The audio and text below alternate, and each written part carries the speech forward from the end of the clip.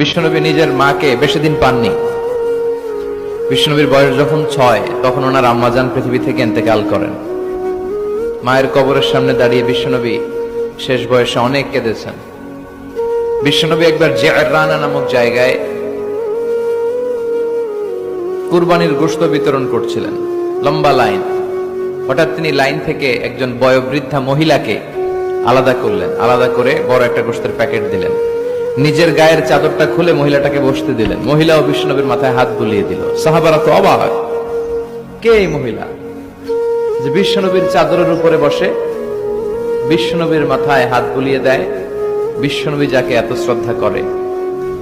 সাহাবারা বললেন, ইয়া রাসূলুল্লাহ মান হাযিহিল মারআ, এই নারীটাকে? বিশ্বনবী বললেন, এই নারীটা হচ্ছে আমার দুধমা হালিমা। মায়ের আদর আমি পাই নাই, এই হালিমাতু সাদিয়ার কাছে আমি লালিত পালিত হয়েছে, তার দুধ খেয়ে আজকের আমি